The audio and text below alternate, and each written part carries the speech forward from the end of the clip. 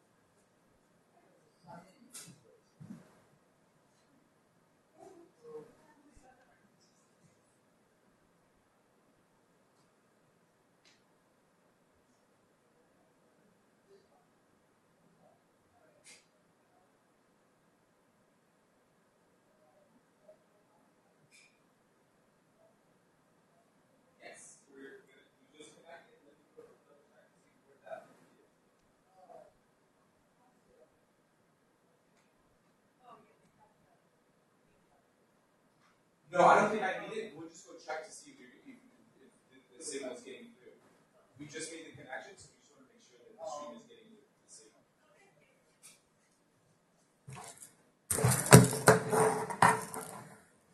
No, what's up, boss? How you doing? So one of yours, man.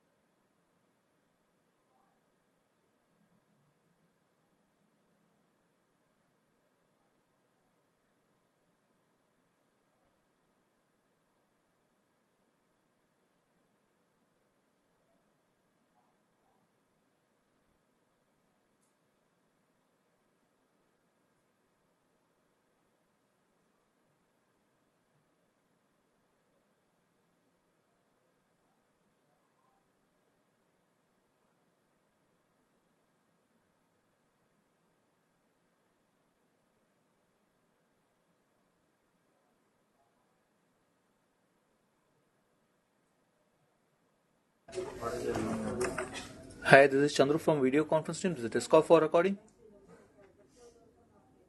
Hi, good morning, Chennai. Yeah, this is Washington, D.C. We can hear you and see you. Thank you so much. Thank you.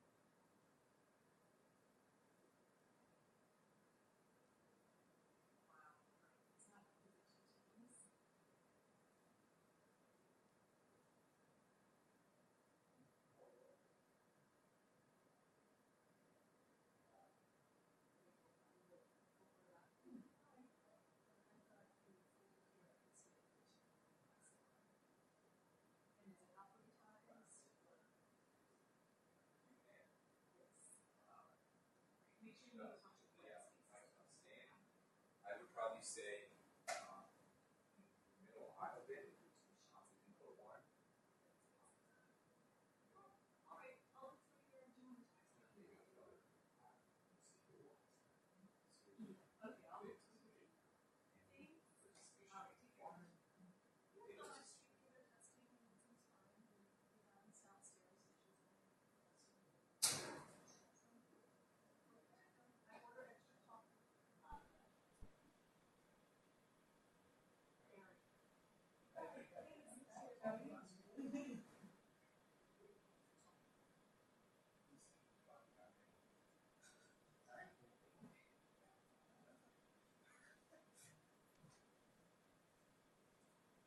So we checked on the streaming, it looks like it's all set, it's up.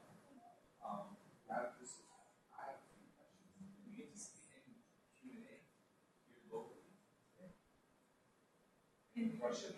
Yes. Okay. So we'll lay out handheld mics on the stand. And do we anticipate any participation from our end in video conferencing, WebEx?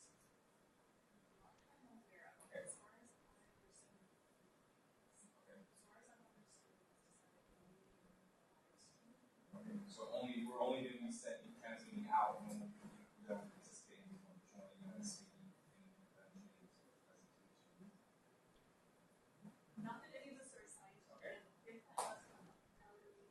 No.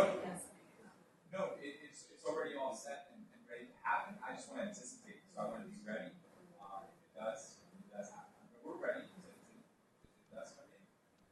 I just don't. Correct. Okay. Yeah. They would come in if they've joined us via WebEx or video conferencing. But I didn't have that muted, so if I don't have anyone lined up to come and join us, then I can already have them muted so they won't bother me. So they wouldn't join me. That's definitely the assumption that I'm making. Okay. Yes.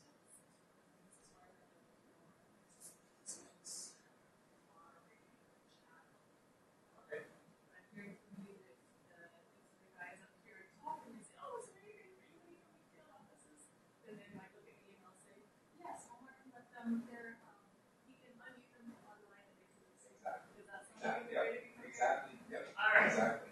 Then we will be prepared in that way. Yep. Be like, sure. Sure. Yeah. Say yes. If anyone has interventions, just unmute your microphone and we'll get them in the room. Absolutely. And then one more thing, we have overflow set and tested. So if this room gets the capacity, just give us a shot and say, hey, can you turn on overflow? Come on, turn it on. But we don't want to leave it on right now. We don't want people gathering out there.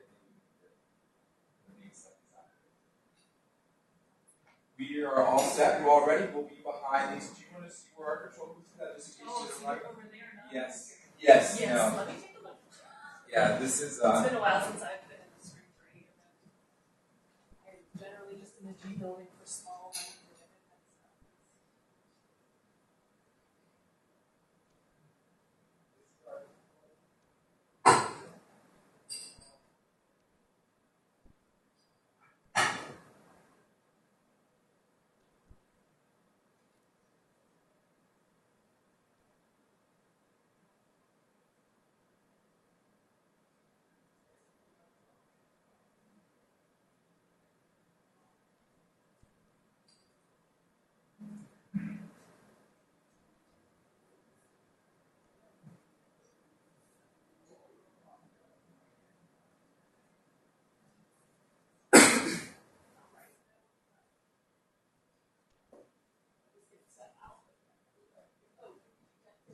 Yes, this is also an exit.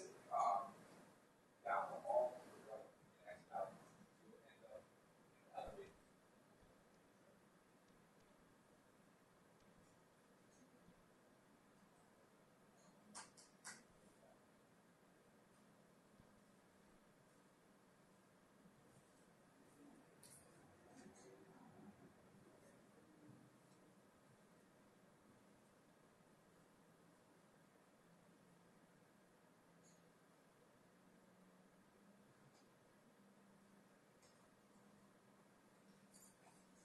simulate one in the middle aisle. Yeah.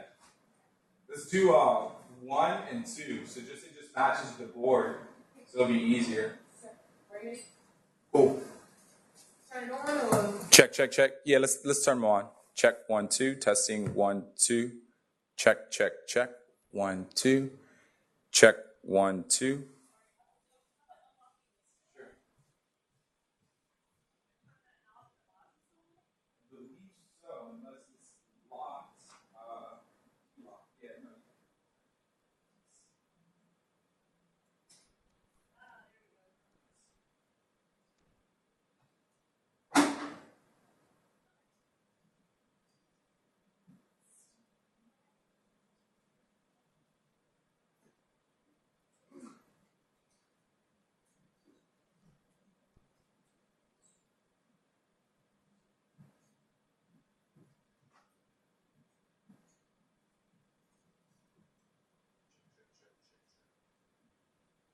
I'm going to back this one up just close to the last video. All right, I think we're all set. We're just going to wait for the Mac to come in. We'll set that up. I'm going to work on the cameras a little bit red. So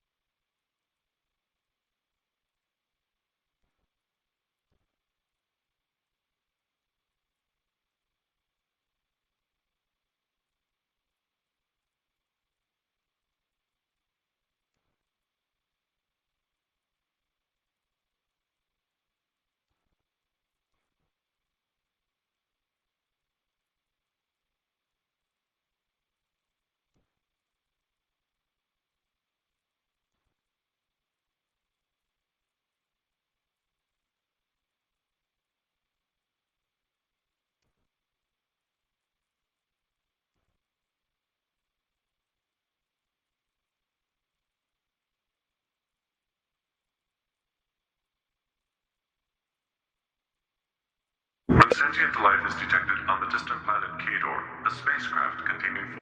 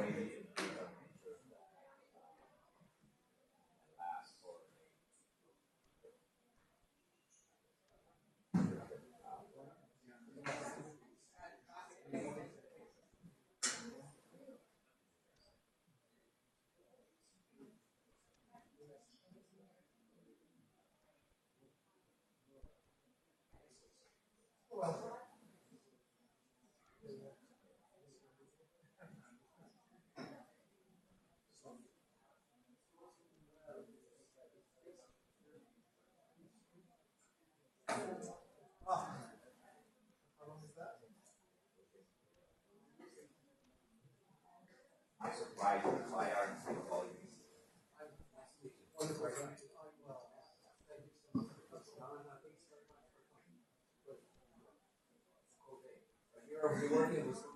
Here it's tropical. This is spring. And for us here, Google would be watching shorts and magazines. Yeah, exactly. That's exactly what I saw when I was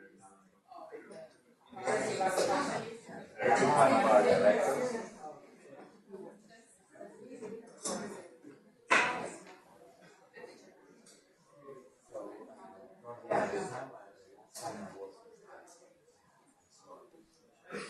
I was surprised at the time. Yeah. How is that supposed to make?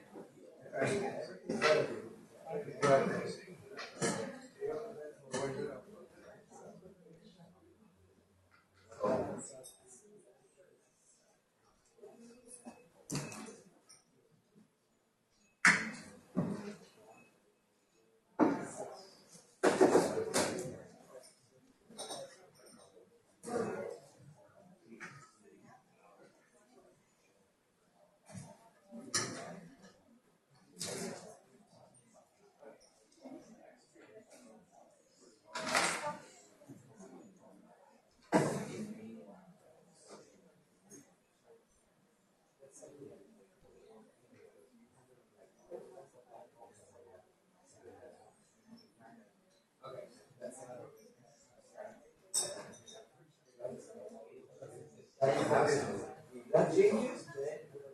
That doesn't change.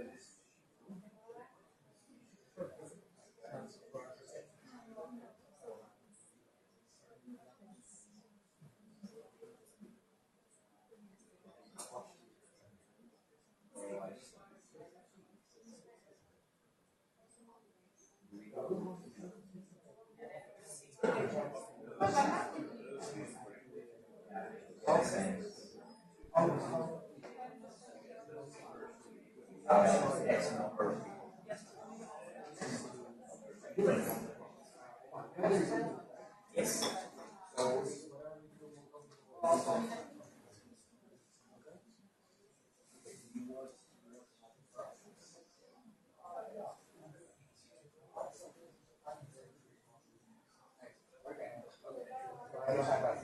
We're just we're ready to start. This is double grading. People we have connection, and the connection is all fine. I don't like Yeah. Yes, he did.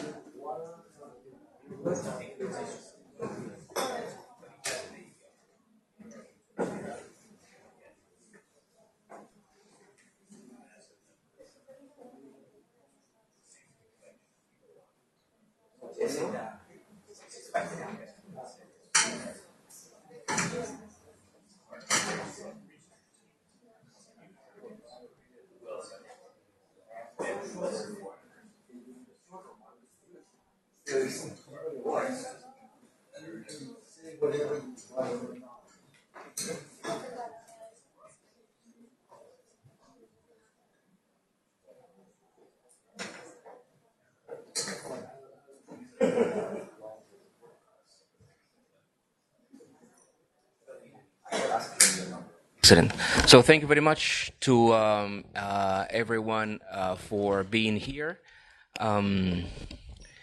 And it's really an honor to have with us today Professor Richard Davidson. But before introducing him, let me mention a bit about two things. Why is this important for us?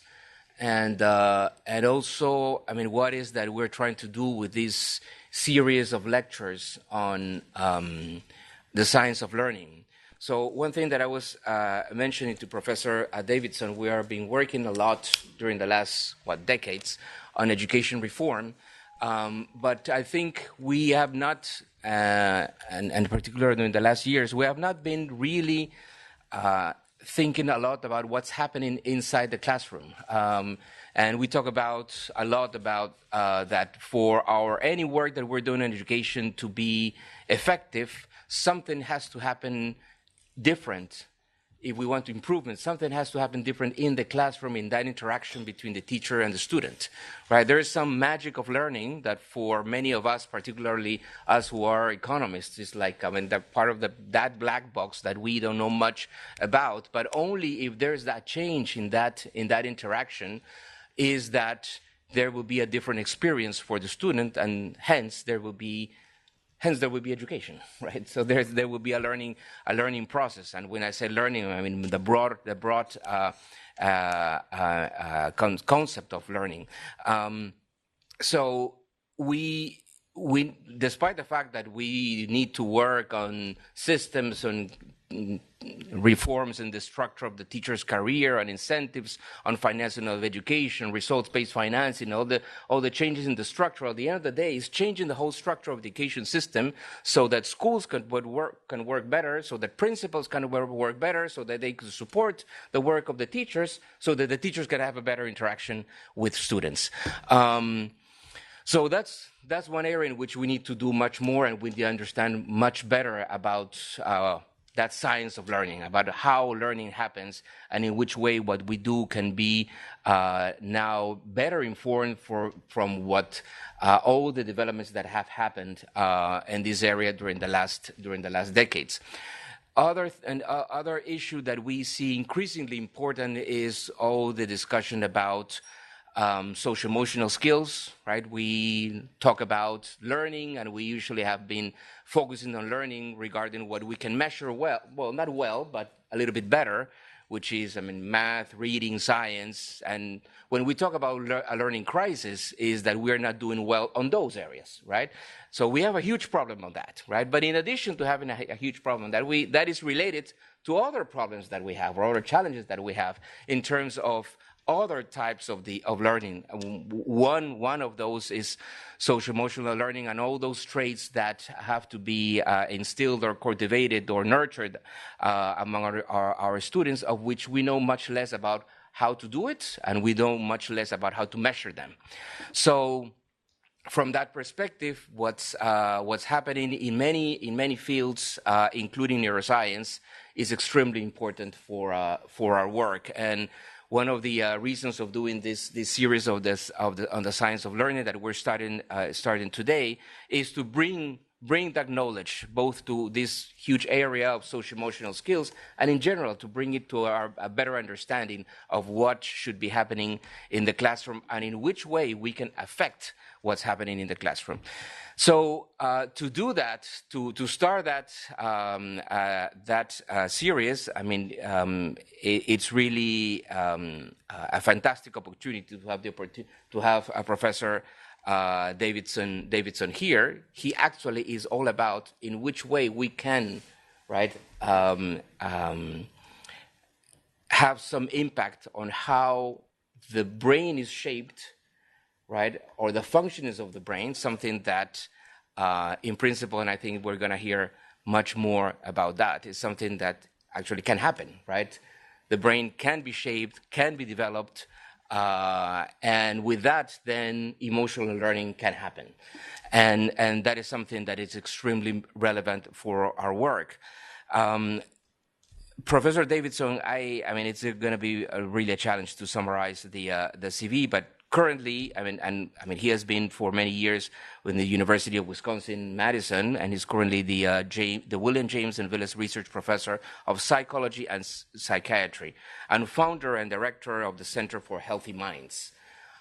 Which I when I saw the Center of Healthy Minds, that I thought is interesting. Usually, you have a center to study what's going wrong, right? You have a center to study different types of diseases. Here, you have a center to study what's going well. So I think if you can tell us a little bit about that idea, I think that will be really illustrative for us. Professor David received a PhD from Harvard in psychology. He has published more than 400 articles, chapters, and reviews, and edited 14 books. And of the later ones, right, he's author of The Emotional Life of Your Brain, published in 2012, and co-author more recently, a couple of years ago, with Daniel Goleman of Altered Traits: Science Reveals How Meditation Changes Your Mind, Brain, and Body. I think something that people here in the World Bank could find very, very useful for many reasons.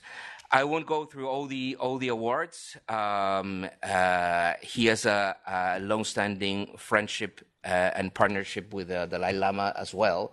It's something that has influenced, I don't know how much your questions, right, or your answers, but you probably will tell us a little bit more about that. So, Professor Davidson, thank you very much for joining us, and the floor is yours. Thank you so much. I appreciate it. So I think I need to use the mic. Do I? Can people hear me without the microphone? Okay. Okay. So We had about 100 people connected. Okay, fine. I'm Somewhere in the world. I usually like to be untethered, but I will remain tethered. So I want to just express my appreciation to all of you here. I've been to the bank a couple of times before. The first time I was here was actually at the invitation of Jim Kim, who is an old friend, and he asked me to participate in a day of mindfulness with Thich Nhat Hanh, which we did here in the atrium of the World Bank. This was about 10 years ago now, I think. I don't know if any of you were there at the time, but it was quite an extraordinary event. I know Jim from, we did some things together at the World Economic Forum a few times, and so that's where we first connected. And I'll just share a couple of other little stories to begin. I assume many of you have economics training. Daniel Kahneman is a very old friend of mine, and Danny many years ago pulled me aside and said, Richie, if you want to change the world, you better start hanging out more with economists. And so I'm fulfilling Danny Kahneman's recommendation to be here. So I'd like to share with you a little bit about the journey that we've been on. Jaime talked about the Center for Healthy Minds. I often kid people, but with a note of seriousness. There is an entity just a few miles from here called the National Institutes of Health. They funded my work for my entire career, but really it's a complete misnomer. It really should be called the National Institutes of Disease. They do not focus on health for the most part. And it really is in recognition that health and well-being are something other than simply the absence of illness or disease that motivated the founding of this center at the University of Wisconsin. And I'll say more about that as we go along. So I first want to begin by situating this work. I'm a neuroscientist by training. And when I began my career, I was interested in one fundamental question, which still motivates much of our work. And it's a simple but really critical question, which we still don't have all the answers to. And the question is, why is it that certain people are vulnerable to life's slings and arrows, and why are other people more resilient? And how can we nudge people along this continuum to promote increased resilience? That fundamental question is still prescient and central to all the work we do.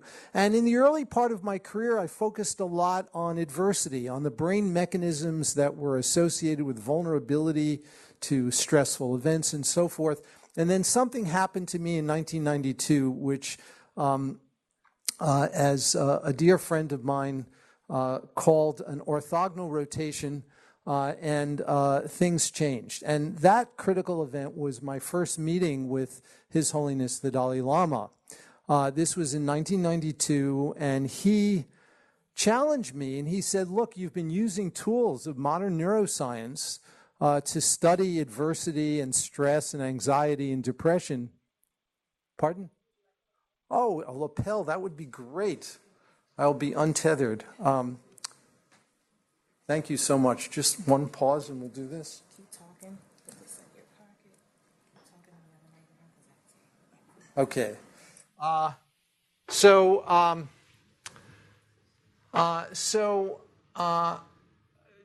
The Dalai Lama challenged me, and he said, why can't you use these same tools of modern neuroscience to study positive qualities like kindness and like compassion? Let's see if this is working. Yes. Okay, thank you. And so it really was from that critical meeting in 1992 that this new chapter has unfolded. So this is a picture that was taken in 2001 in our laboratory in Madison, and we're showing the Dalai Lama here how functional MRI, functional magnetic resonance, works and how we can interrogate the function and structure of the human brain. The Dalai Lama has actually visited Madison, Wisconsin 16 times, which is quite amazing. I think it is the only city outside of India that has a population of under 500,000 that he's visited this many times. And so we're very, very fortunate, and it's been a wonderful long-term relationship. I just saw him in December in India, and he continues to inspire this work in so many different ways. And I'll say more about this as we go along. So I want to start by talking about 4 themes in modern science that enable this work to go forward. These are critical insights in the life sciences that provide a foundation for this work. This work could never have occurred were it not for these major insights. The first is something that I know all of you have heard about. I'll give a particular take on it, and that is neuroplasticity. Our brains are constantly being shaped, wittingly or unwittingly. Most of the time, our brains are shaped unwittingly. Most of the time, we have absolutely no idea what the forces are that are shaping our brains. Moreover, we have little control over those events. The very mechanisms that produce suffering in the world are the same mechanisms that can enable us to transform. And these are mechanisms of plasticity. We can harness these mechanisms for the good. And so the invitation in all this work is that we can actually change our brains more intentionally by cultivating positive habits of mind, which I will show you can actually change the function and structure of the brain in ways that promote enduring qualities that are positive, enduring well-being. So this is really important. The second theme is related to this first theme in the realm of genomics, and this is epigenetics. All of us have a fixed complement of base pairs that we're born with that constitute our DNA, and for the most part that will not change over the course of your life. But what will change very dynamically is the extent to which genes are expressed, the extent to which genes are turned on or turned off. That is dynamically regulated. And we know that adversity gets under the skin and actually alters gene expression. We know there are studies that have been done. The kids in poverty actually have different profiles of gene expression than kids that come from middle-class families. There are data now that show this. And we know that these mechanisms are very dynamic and reversible. And so epigenetics is really a profound new development in science that enables us to study plasticity at the molecular genomic level. And so we can think of genes as having little volume controls that go from low to high, and those volume controls are impacted by experience, by the environment, and also by intentional cultivation of mental habits.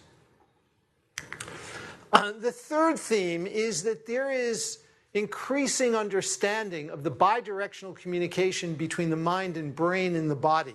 Our brains are embodied. And there is now a plethora of evidence that clearly supports the conjecture that psychological well-being and physical health are correlated. Individuals who report higher levels of well-being are physically healthier if you look at large epidemiological data. The best evidence for this probably comes from a whole series of studies that have been done in British civil servants with very large sample sizes that clearly support this general view. And so it leads to the conjecture that cultivating well-being should impact not only our psychological well-being, but should also impact our physical health. And that is a radical proposition, because if that turns out to be true, then cultivating healthy habits of mind should actually, at a population level, improve physical health. It should decrease healthcare utilization. It should decrease prescription drug use, and it should decrease healthcare costs. Mark Bertolini was the CEO of Aetna, one of the largest medical insurance groups in the world. He recently stepped down from that position, but during his time at Aetna, he initiated a study to look at the impact of strategies to cultivate well-being on healthcare utilization in employees at Aetna. Now, I don't want to make too much of this study. It's been published, and my honest opinion is that it's not a great study. It has serious scientific limitations, but I think that there is a grain of truth, and it needs to be followed up and replicated at a much larger scale. But what they reported in that study is that employees who went through this program showed an average reduction of $113 per month per employee in healthcare costs 5 years down the road. And so while I think that that's probably an inflated number because of limitations in the study, it speaks to the potential importance of this insight. The fourth theme is the theme that I'll actually show a little data here, or talk about how it's done, because it's so unconventional in many ways and may be surprising to some of you. But it is the conjecture that all of us, that is, every human being, comes into the world with what I call innate basic goodness.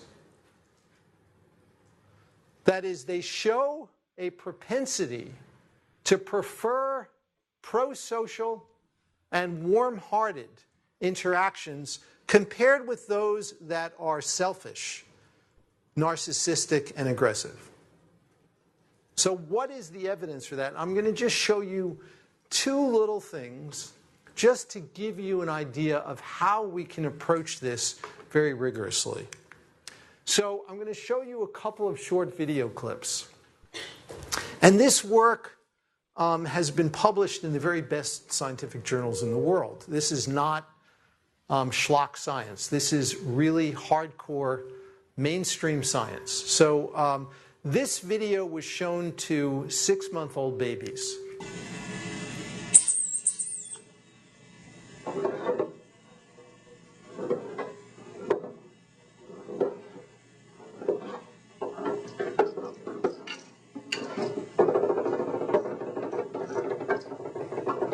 Okay, that's one. And here's the second.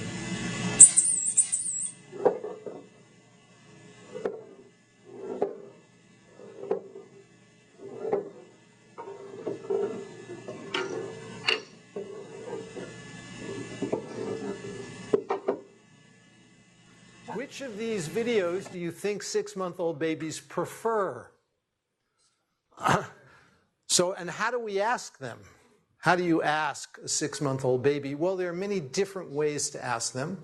One of them is you can look at their facial expressions in response to this, and 6-month-old babies smile in response to the first one, much more than in response to the second one.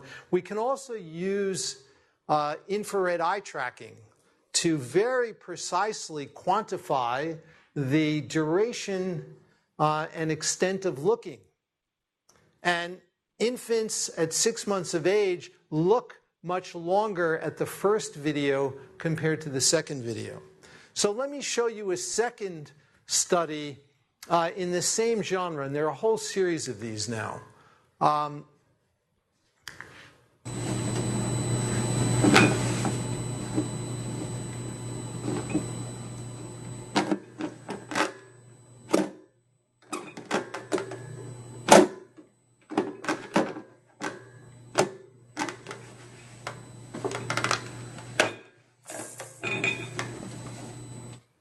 Okay, and here's the second one.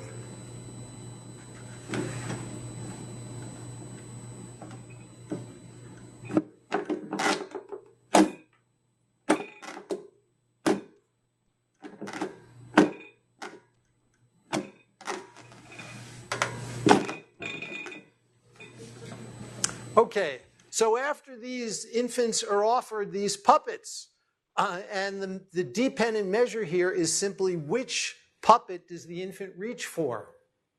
Does it reach for the puppet that was aggressive and prevented this opening of the box, or does it reach for the puppet that was helpful and altruistic? And the data clearly show that the vast majority of infants reach for the altruistic puppet. And all these studies have been done with very careful controls for the colors, excuse me, that denote these different puppets.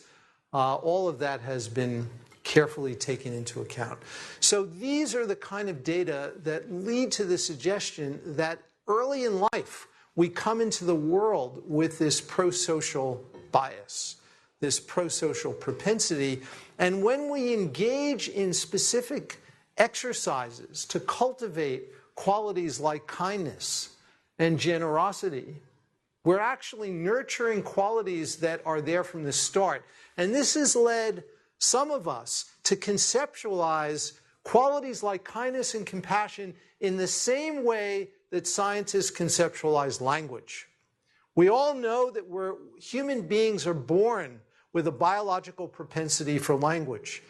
But for that propensity to be expressed, it requires that we be raised in a normal linguistic community.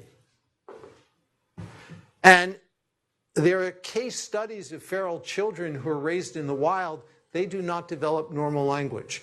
And the same, we think, is true for kindness and compassion. These are qualities that are there from the start, but they require nurturing.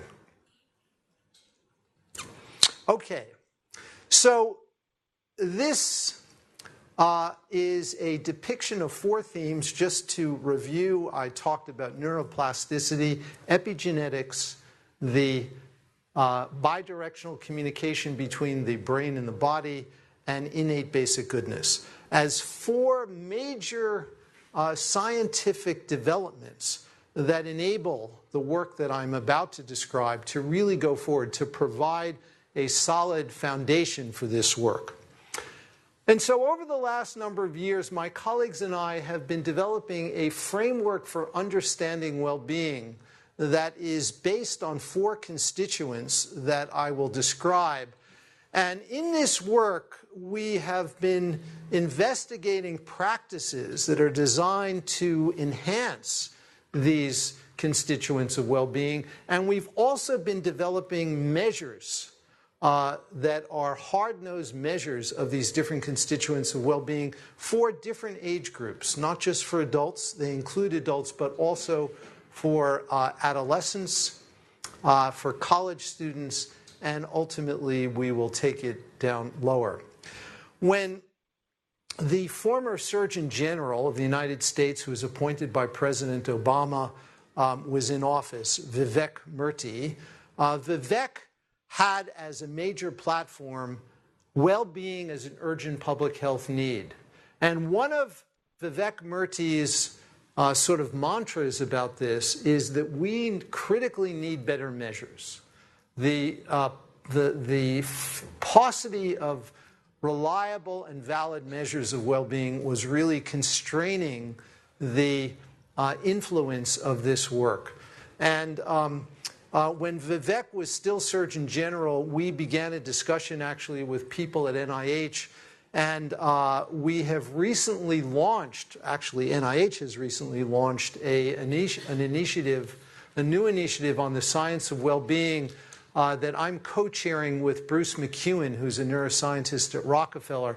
It's just getting off the ground. I'm not sure where it's going to go, but it is a hopeful sign that NIH is beginning to pay at least a little bit of attention to the opposite side of the spectrum in addition to disease.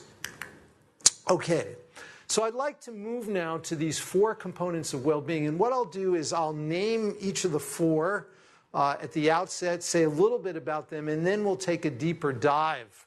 And I'll show you some data pertaining to each of them. And I should also say that there's a lot of psychological research that is going on now on well-being. The vast majority of that work, 99% of it, is based upon self-report measures of well-being, which we believe, while important, are impoverished. And we critically need better measures. This framework of well-being is based upon a number of considerations. It's based upon our neuroscientific understanding, which is really different from other conceptualizations. It's also based upon those constituents of well-being for which we have good evidence that they can actually be transformed. They can actually be learned. And so it is different in that way from other more conventional frameworks for well-being. The first constituent is awareness. And we normally don't think of awareness as a major constituent of well-being. I'll say more about that soon, but awareness includes self-awareness. It also includes this quality of meta-awareness, which is incredibly important. So what is meta-awareness? And meta-awareness is something that is now actively studied by psychologists and neuroscientists. Meta-awareness is knowing that you are doing something. Now that may sound a little bit strange, but a lot of the time we do stuff, we behave, and we actually are not aware that we're behaving. We're not aware of the details of what we're doing. One way to think about this, one metaphor that I often use, we have all had the experience of being in a movie theater and watching a movie and being so engrossed in the movie that you literally lose awareness that you're in a movie theater. You're so wrapped up in the plot. That is being sort of absorbed without meta-awareness. But we've also had the experience of being in a movie theater and being perfectly attentive to the movie. Complete attention, but also in the background recognizing that we're sitting in a movie theater. That is being present with meta-awareness. Now, meta-awareness, we think, is a major ingredient of transformation, of the capacity to learn to change your mind. And we think it actually may be a necessary constituent. It's clearly not sufficient, but meta-awareness is necessary. And there's a huge literature in neuroscience on what neuroscientists call error detection. If you're performing a difficult cognitive task, so the difficulty is titrated so that you're making errors, there are many times when you make an error and you don't know that you've made an error. The capacity to detect an error, error detection, is associated with meta-awareness. And there are specific signals in the brain that are emitted during conscious error detection. That requires meta-awareness. And if you're going to correct an error you've made, you've got to be aware of it. If you're unaware that you've made the error, you will not have the capacity to correct it. And so this is really something very important. Second constituent of well-being is connection. And it includes qualities like kindness, empathy, maintaining a positive outlook. And this is really about the emotional profiles which maximize harmonious and successful social relationships. And this is where many components of social and emotional learning reside, really in awareness and in connection. The third constituent of well-being we call insight. Now, this requires a little bit of more explanation. Each of us carries around a narrative in our head about who we are, about ourselves. And at the very extreme end, there are people who have a very self-defeating narrative, who have negative beliefs about themselves, and they actually hold those beliefs to be a veridical description of who they are. And that is a prescription for depression. There's a lot of research that shows that individuals who suffer from depression have this kind of self-defeating narrative, and they actually believe the narrative. And so part of a healthy sense of self and part of well-being is having a healthy relationship to this narrative, being able to see the narrative for what it is. We associate this with what we call, for lack of a more precise phrase, decreased stickiness. And what decreased stickiness is all about is that if we have these beliefs about ourselves that we hold on to as something solid, we end up having emotional reactions that perseverate, where we can't recover very quickly because we continue to ruminate about things. And part of developing a healthy sense of self, again, is seeing this narrative for what it is. It's really a constellation of thoughts. The fourth constituent of well-being is purpose. Having a clear sense of direction, a sense that life has meaning. And most importantly, understanding how our everyday behavior may be aligned with that sense of purpose. It's not about giving a person a sense of purpose. It's about helping them to uncover whatever their sense of purpose might be. So those are the 4 constituents of well-being, and each of these constituents has been investigated with hard-nosed scientific research, including neuroscientific research, and there's a lot that we can say about each of these and how they can actually be learned. And so let's now take a deeper dive. So the gentleman on the right is one of my favorite people in American psychology. Anyone know who he is? William James, yeah. So that's William James. And William James wrote a 2-volume tome that was published in 1890 called The Principles of Psychology. And there's a chapter in The Principles of Psychology, a whole chapter on attention. And it's kind of a remarkable chapter. And in that chapter, William James said this: "The faculty of voluntarily bringing back a wandering attention over and over again is the very root of judgment, character, and will. No one is compos sui if he have it not. An education which should improve this faculty would be the education par excellence. But it is easier to define this ideal than to give practical directions for bringing it about." The italics are in the original William James. This is quite remarkable. I still remember as a graduate student sitting in William James Hall. By the way, as a graduate student at Harvard in the psychology department, I was not assigned a single page of William James to read as a graduate student. It's kind of really a sad commentary on modern graduate education. But fortunately, I found the work on my own.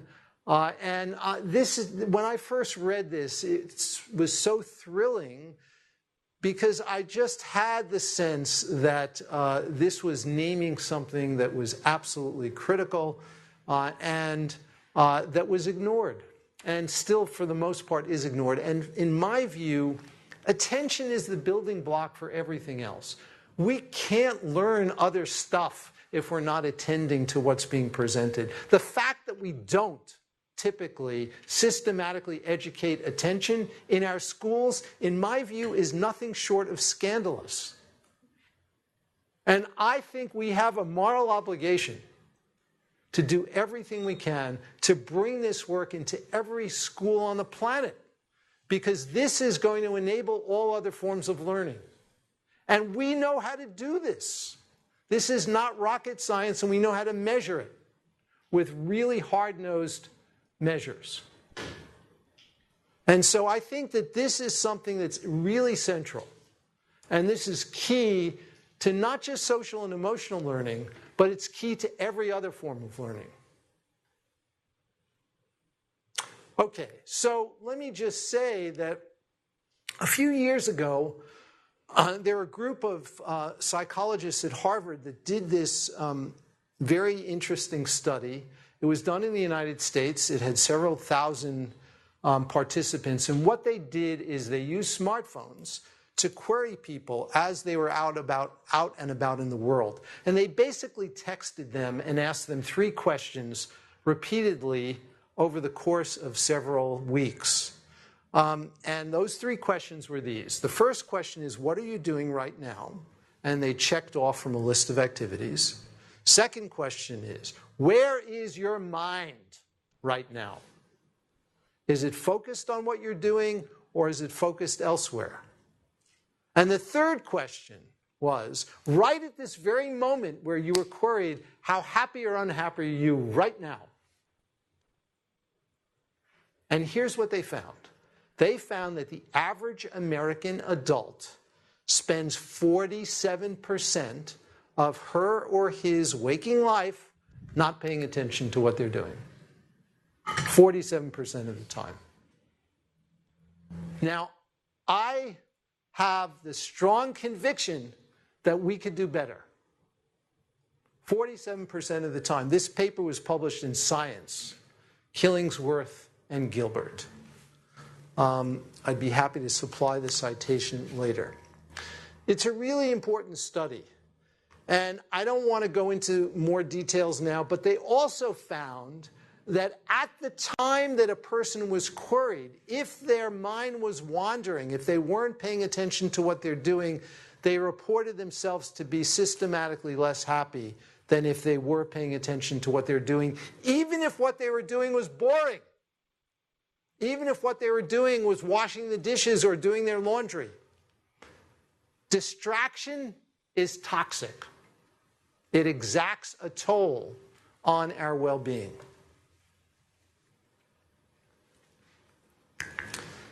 Okay, I want to now shift a little bit of gears and bring this into the education realm.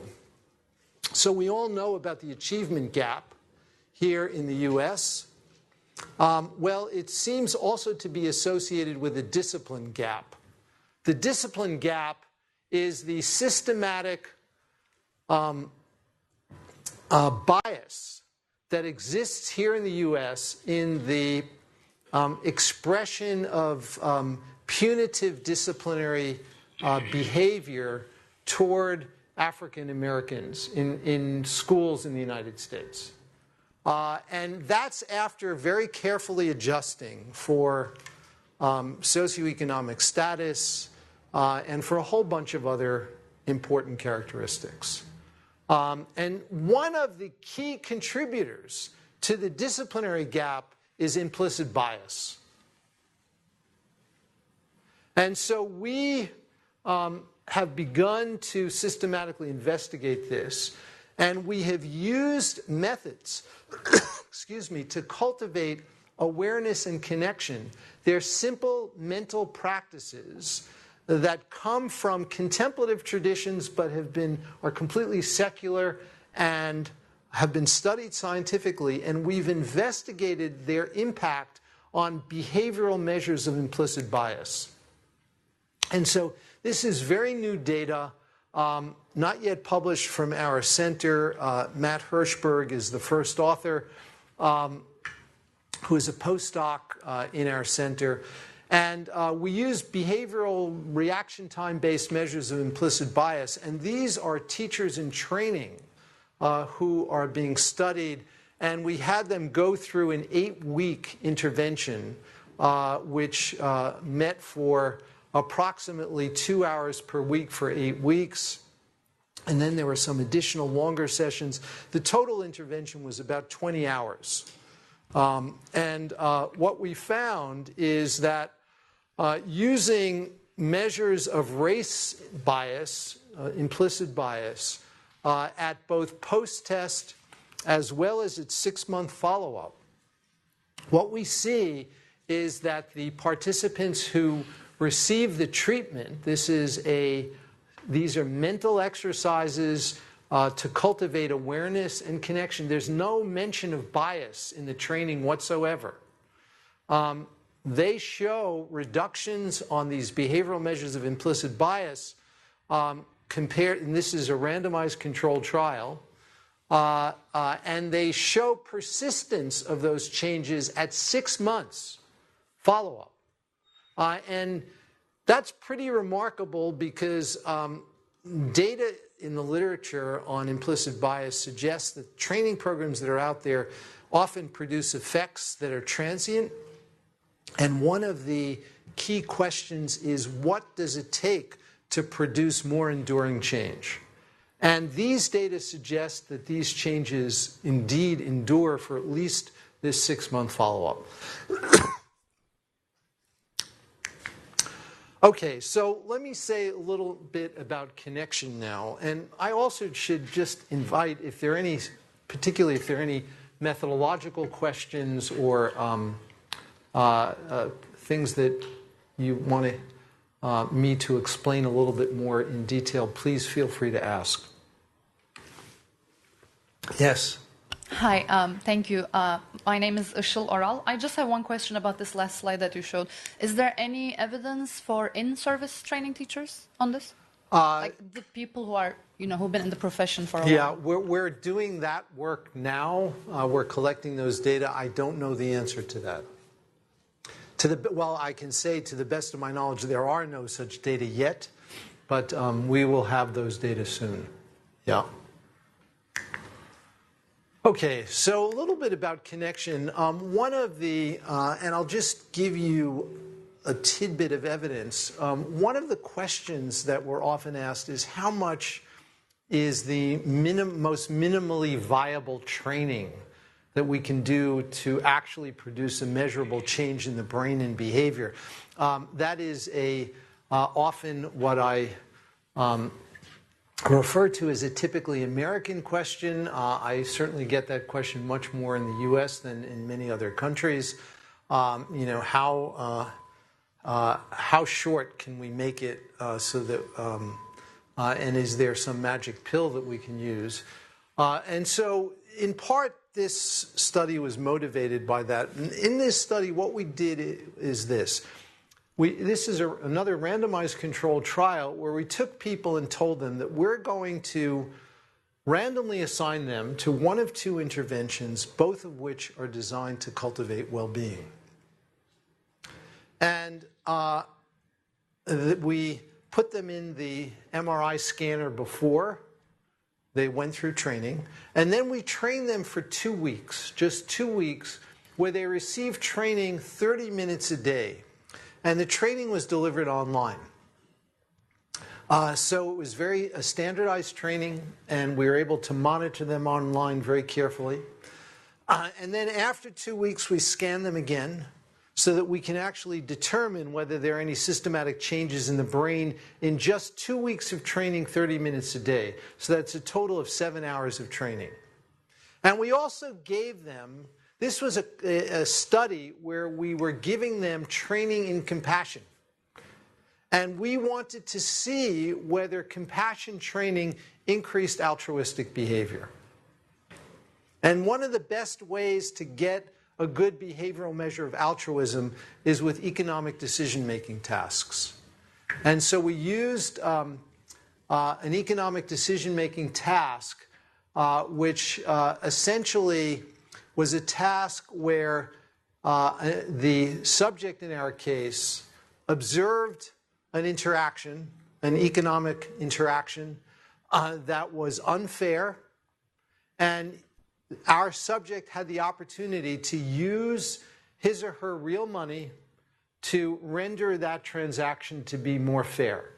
And this actually was a real cost to the participants, so they know that were told they're getting X amount of money to participate in this study, and whatever money they used to render this transaction to be more fair was deducted from their earnings as a research participant. So that's what we did in this study. And I'll just, these data are published. I won't go into them in detail, but I'll just share a little bit about it. So it was 2 weeks of training. They trained for 30 minutes a day for 2 weeks, as I said. And the comparison group was taught a strategy that came right from cognitive therapy. Cognitive therapy is one of the most empirically well-validated treatments for anxiety and depression. It's a strategy which can promote well-being. It's been very extensively investigated, but there's no reason to expect that it should lead to increased altruistic behavior. And so on this economic decision-making task, we found that those individuals who were randomly assigned to the compassion group behaved more altruistically compared to their counterparts who received cognitive reappraisal training.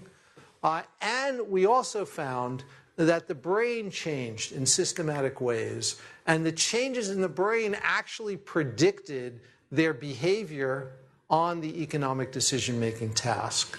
And so what we found is increased connectivity in this case between a region of the brain in the prefrontal cortex and a critical site in the ventral striatum, the nucleus accumbens, which we know is importantly involved in certain kinds of positive emotions.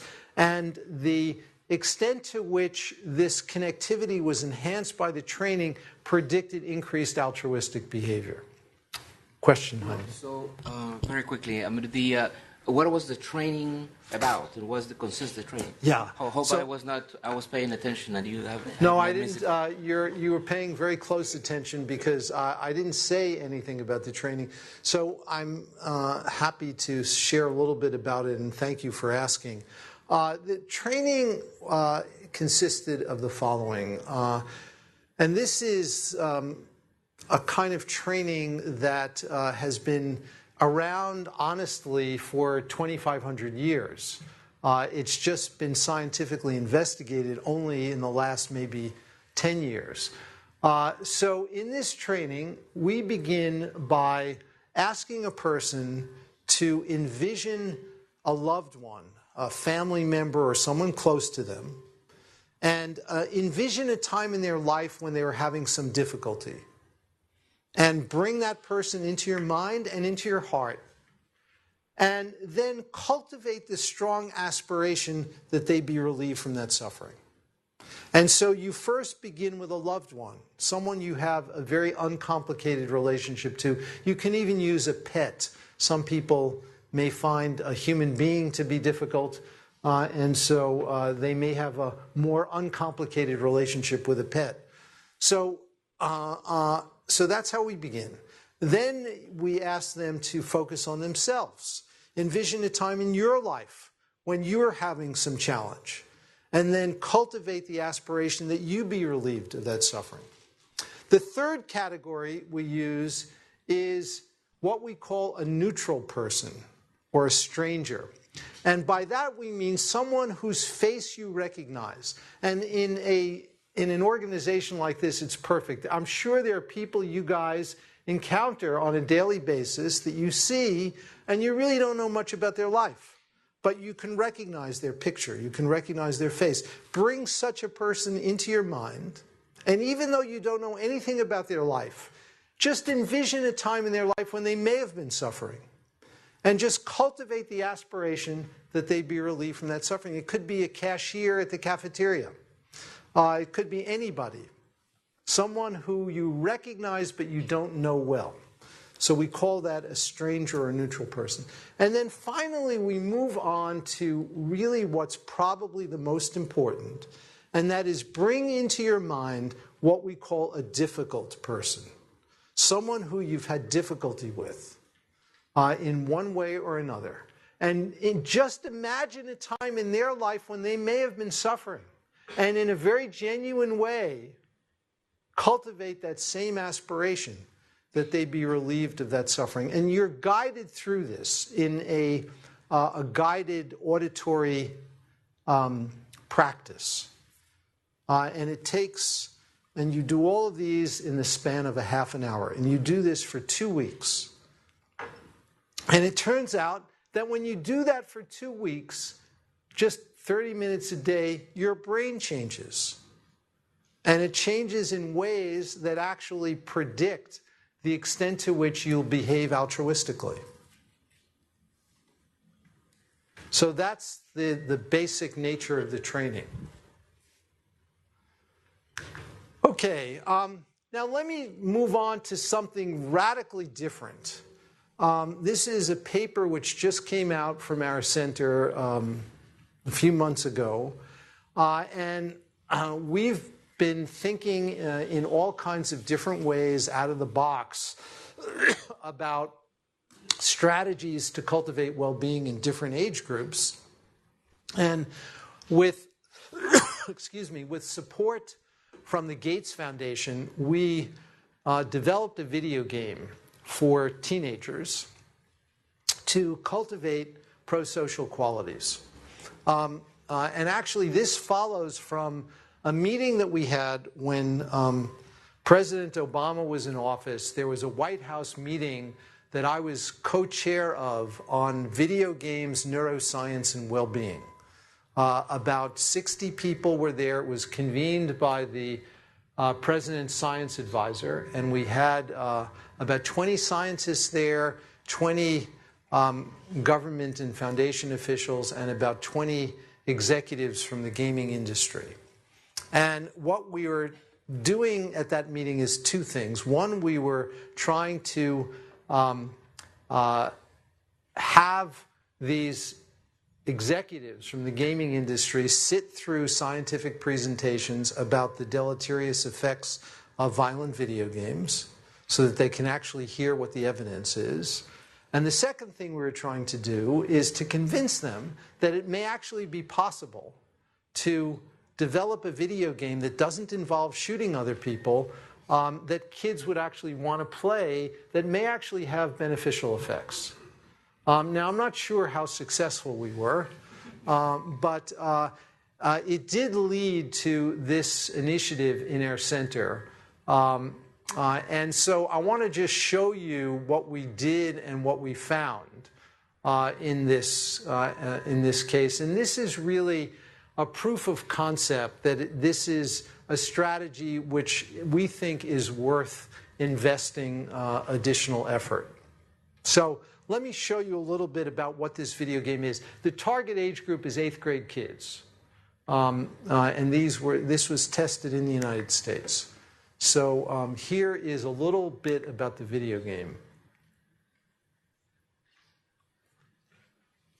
When sentient life is detected on the distant planet Kador, a spacecraft containing 4 robotic explorers is sent to investigate.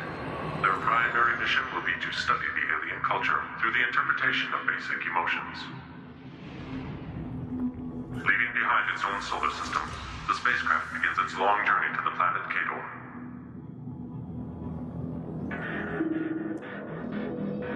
So this had to be appealing to 8th grade kids.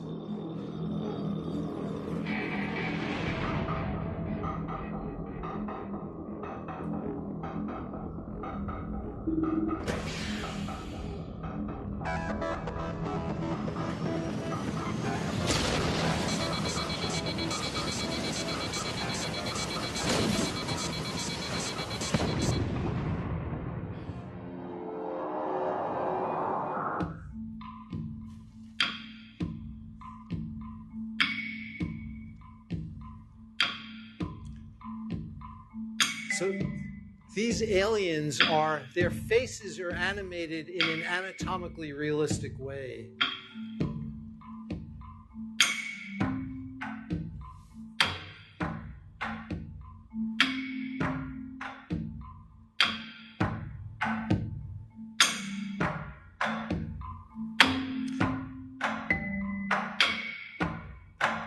You advance through the game through being generous. You use sliders to rate the intensity of different facial expressions. And you're rewarded for responding compassionately.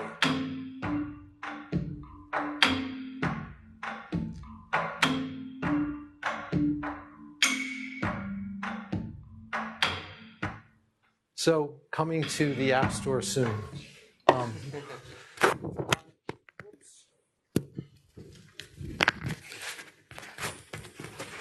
Sorry.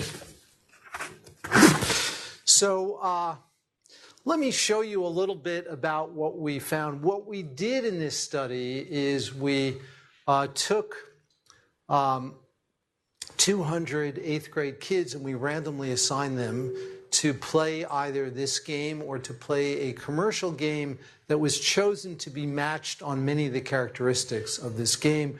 We gave them an iPad that was a locked iPad with just one game on it. They couldn't do anything else.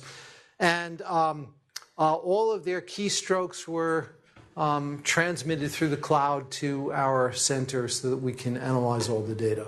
And we put them in the scanner before and after 2 weeks of game playing so that we can actually measure changes in their brain, both functionally and structurally. And I won't bore you with all the details, but I will say that there were some dramatic effects that we saw where the kids who played our experimental game called Crystals showed changes in the brain from before to after 2 weeks of playing that actually predicted their behavioral measure of empathic accuracy. This is a measure that we got in the laboratory, and we actually obtain that measure while we scan the brain using functional MRI. And so we see changes in networks of the brain that are very important for emotion and emotion regulation. We also see that game engagement from measures that we take in the game itself is related to changes in activation in a very important region of the brain called abbreviated TPJ. It stands for the temporoparietal junction. This is an area of the brain that's been implicated in many other studies of being very important in empathy and particularly important in perspective taking, being able to take the perspective of another. And so this is the average amount of game playing was around 20 minutes a day. And so kids played for 2 weeks. So the total amount of time that they played was maybe 5 or 6 hours. And these data show that that is sufficient to produce systematic changes in the brain and changes on behavioral measures of empathic accuracy. Now, no one thinks that these changes will stick necessarily, and this is very much a proof of concept, but it simply underscores the possibility that we can change the brain in unorthodox ways. And it also speaks to the issue of neuroplasticity that I began with in suggesting that our brains are constantly being shaped and we could be more intentional about how they are shaped. So let me say a little bit about insight and purpose, and then I'll show you just a little bit more and then we'll end. We talked about stickiness very briefly. And I want to just give you a little bit more feel for what this notion is. Imagine this is a hypothetical figure. Imagine at time point 3 there's some adverse event that occurs, and you can measure the impact of that adverse event on the brain, on the body, on many different systems. And we've done this now in the laboratory in many different ways. And this is one person, and I'd like to contrast this person with a second person who has a very different profile of responding. And the second person is person B. And you can see that the way I've drawn these curves is that the two individuals reach the same amplitude of responding, but person B recovers more quickly. The capacity to recover in this way is absolutely key to resilience. In fact, we define resilience as the rapidity with which you recover from adversity. Resilient people recover more quickly. And we can measure this stuff in the brain, and we can measure it in the body. And it turns out that that insight into the self is a major determinant of this quality of resilience. People who have a very fixed concept of themselves and who actually believe that are likely to show a perseverative pattern of responding. They recover more slowly. Whereas those who have a more fluid sense of self, who can see the narrative for what it is as basically a bunch of thoughts, don't get so caught up in it, and they can recover more quickly. And this is really important because this impacts all kinds of biological systems that when you look at cumulative effects over time longitudinally, they can exact a major toll on our minds, brains, and bodies. What's in the axis? What is that you're measuring in the vertical axis? What you can measure many different things. So we can measure activation in a specific neural circuit. We can measure heart rate. We can measure cortisol, which is a stress hormone. And I can show you curves like this in all these different systems, and they're correlated. And so this is a core individual difference, which is cross-modal, and which is absolutely key to understanding resilience. People who are resilient recover more quickly in all of these different systems. in both the body and the brain. So we've published data, just to give you an example, where people who are more anxious show a failure to recover activation in their amygdala when the amygdala is provoked with a negative emotional stimulus. And we can show this in the scanner. And so people who are less anxious show the same amplitude of response to the transient stimulus, but they recover more quickly. They show, an anxious person looks like person A here, and a non-anxious person looks like person B.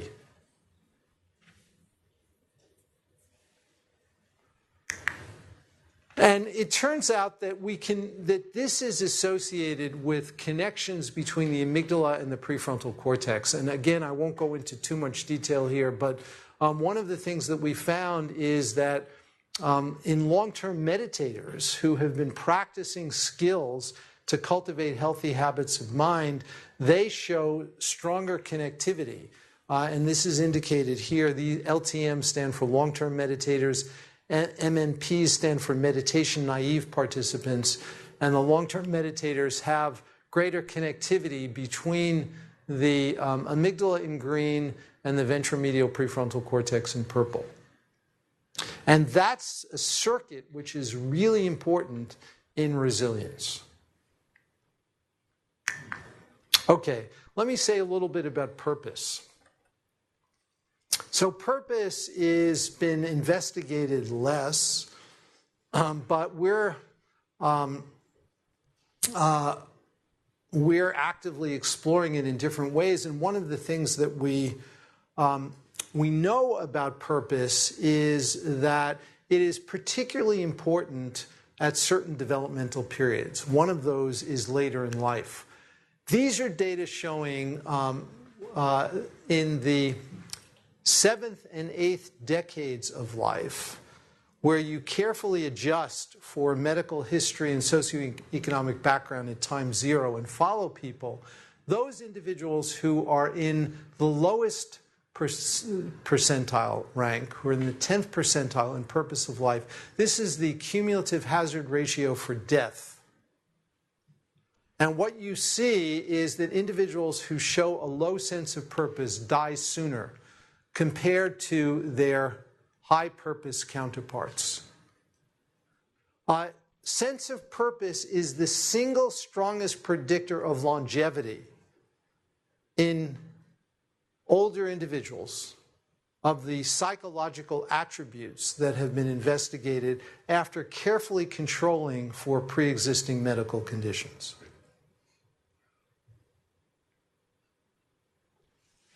So purpose is really important. So let me just say a little bit about implications for education and child development. This is work that I know many of you are familiar with.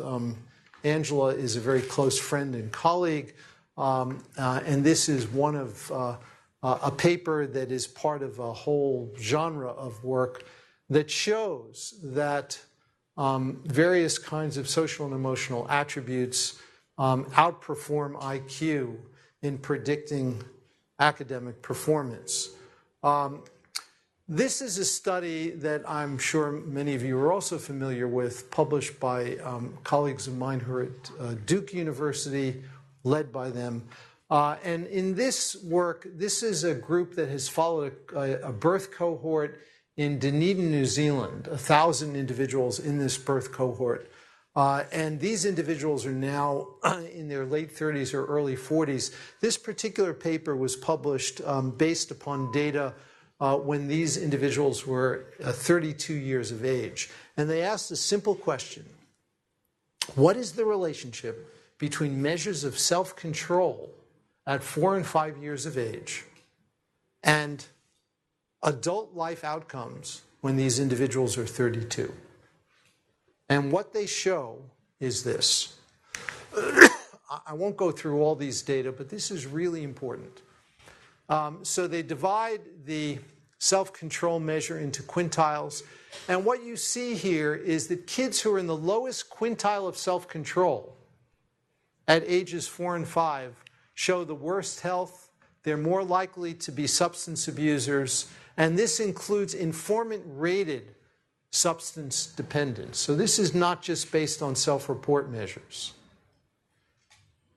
And on the right, we have other characteristics, including financial plentifulness and actual income. And this is after carefully controlling for the socioeconomic status of their families of origin. Kids who are in the highest percentile of self-control when they're 4 and 5 years of age, when they're 32 years of age, on average, earn $6,000 in US dollars more than their low self-control counterparts. Yes? Measure of self-control in childhood self-report? Pardon? Was the measure of self-control for the 4 or 5 years old a self-control measure? No, it was not a self-report measure. It was a behavioral measure. It's basically, many of you have heard, I'm sure, of the, quote, marshmallow test, which is basically a measure of temporal discounting. That was the key measure of self-control. So it is a behavioral measure. And it was taken 30 years before. Correct. It was taken 27 years before. Yeah. Yep. So I want to just read you one sentence from the abstract of this paper. Oh, and let me just say one other finding. This is adult criminal convictions. These are adjudicated criminal convictions. Those who are in the lowest quintile of self-control are much more likely to have an adult criminal conviction at age 32 compared to their high self-control counterparts. And again, this is after carefully adjusting for socioeconomic status of family of origin. So I want to read you one sentence here. They say, interventions addressing self-control might reduce a panoply of societal costs, save taxpayers money, and promote prosperity.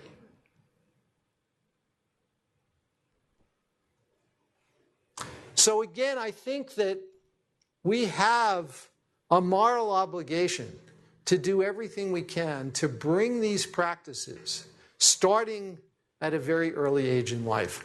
And I want to just say very briefly that we've begun to do this starting very early with preschool kids. We've developed a curriculum that we call the kindness curriculum.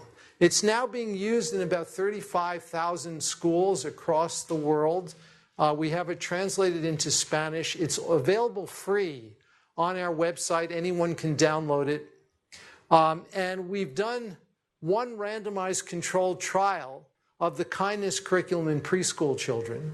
And I should also say that we've entered a partnership with Sesame Street, and they're using parts of our kindness curriculum to develop programming around these themes of kindness and generosity.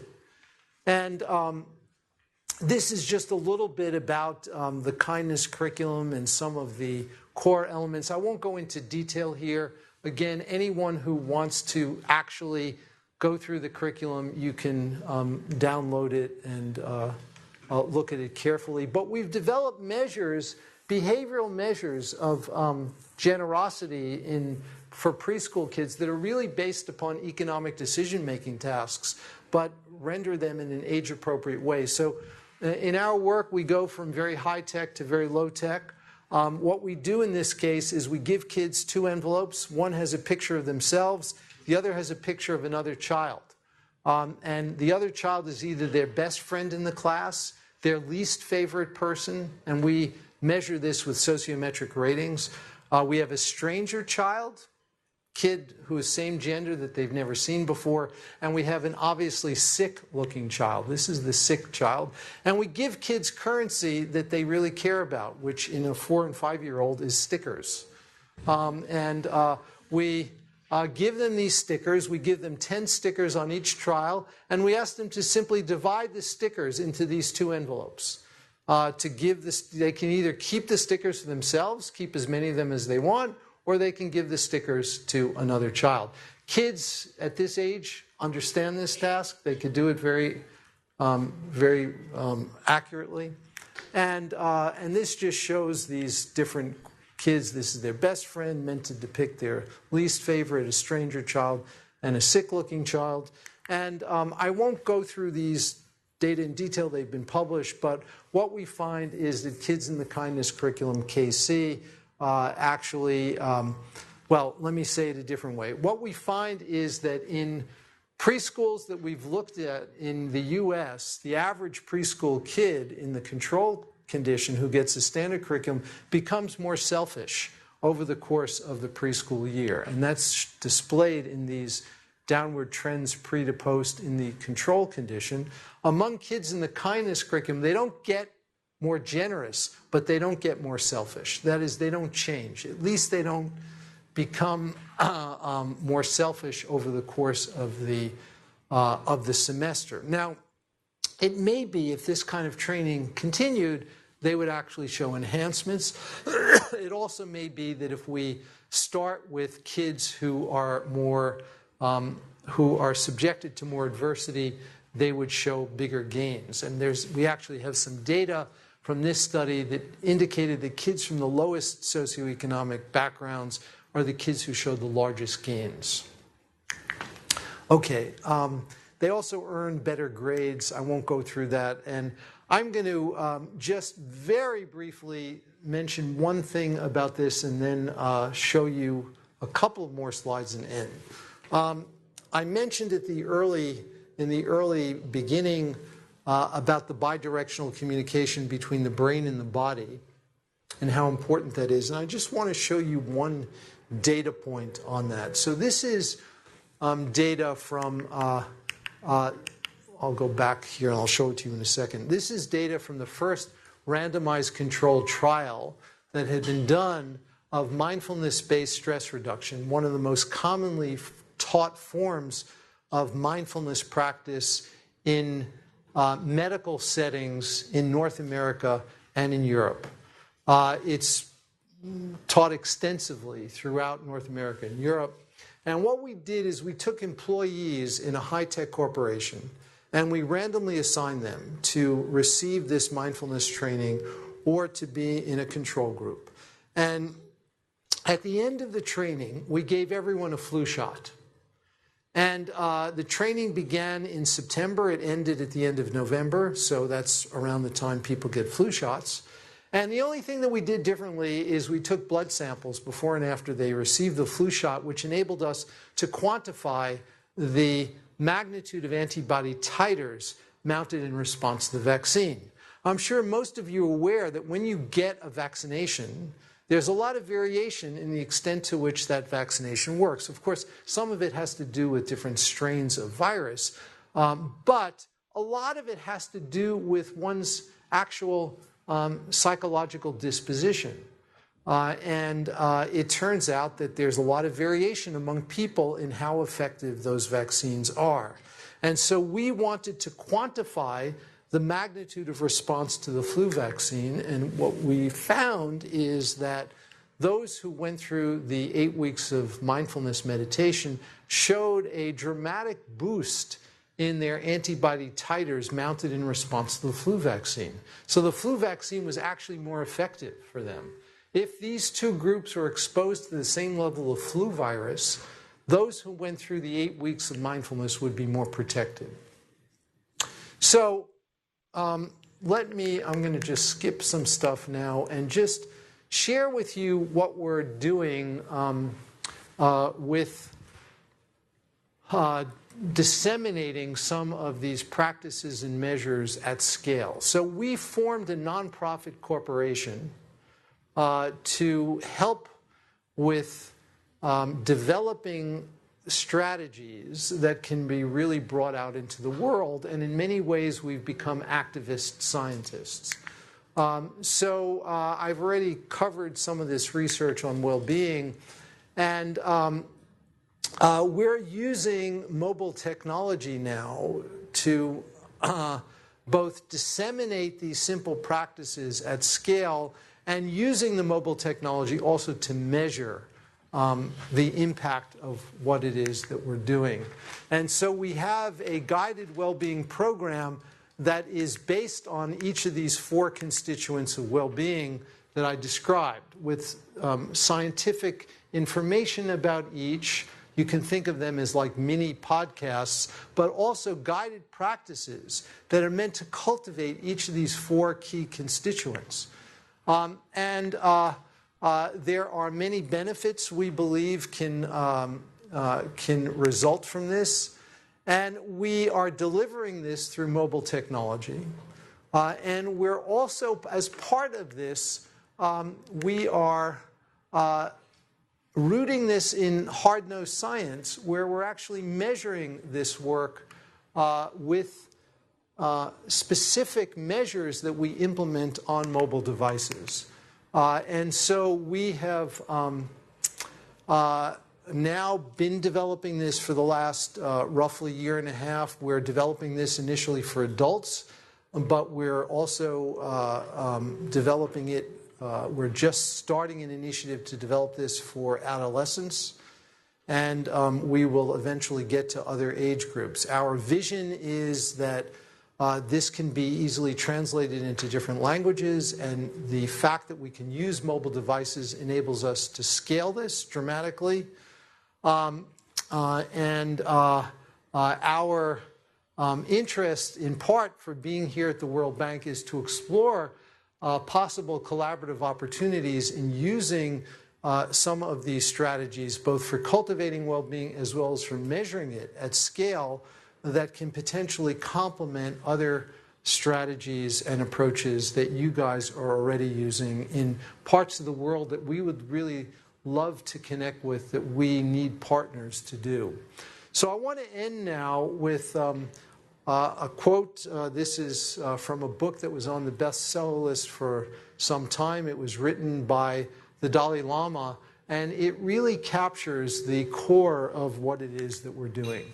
He said, the systematic training of the mind, the cultivation of happiness, the genuine inner transformation by deliberately selecting and focusing on positive mental states and challenging negative mental states, is possible because of the very structure and function of the brain. But the wiring in our brains is not static, not irrevocably fixed.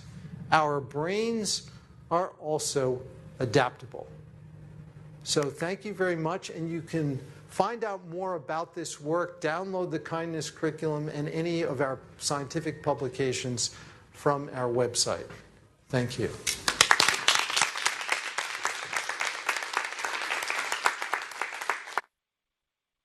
So I'm happy to answer questions. So thank you very much, Professor Davidson. I mean, it has been a fantastic lecture. We usually do not have the luxury of being exposed to a lecture like this all the time. So I mean, it's really a privilege. So let me open for questions, comments. If not, we're going to ask questions to see if you were paying attention or not. Peter. Thank you very much. Fascinating talk. I wonder if maybe I'm using a selfish issue, but how does this affect minds who are predisposed to attention deficit? Yeah, so for individuals who suffer from attention deficit disorder, there are data in the literature that suggests that some of these strategies can be very helpful, particularly if they are introduced gradually with small periods of practice and there are data showing that on objective measures of attention, improvements can be obtained. And I think if we're all honest with ourselves, whether we have a diagnosis or not, I think all of us suffer from an attentional deficit, which in many ways I think is more pernicious than our fiscal deficit. But we can actually do something about it.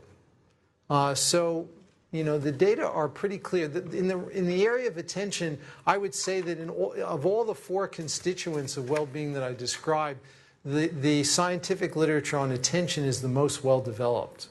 And there's a lot of evidence to suggest that very simple strategies can actually improve attention. They need to be done, though, on a regular basis. So you need to, one of the metaphors that I often use is when human beings evolved on this planet, they didn't evolve immediately brushing their teeth.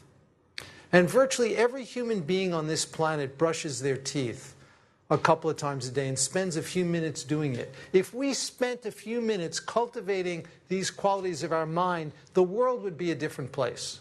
I have that strong conviction, and it doesn't take much.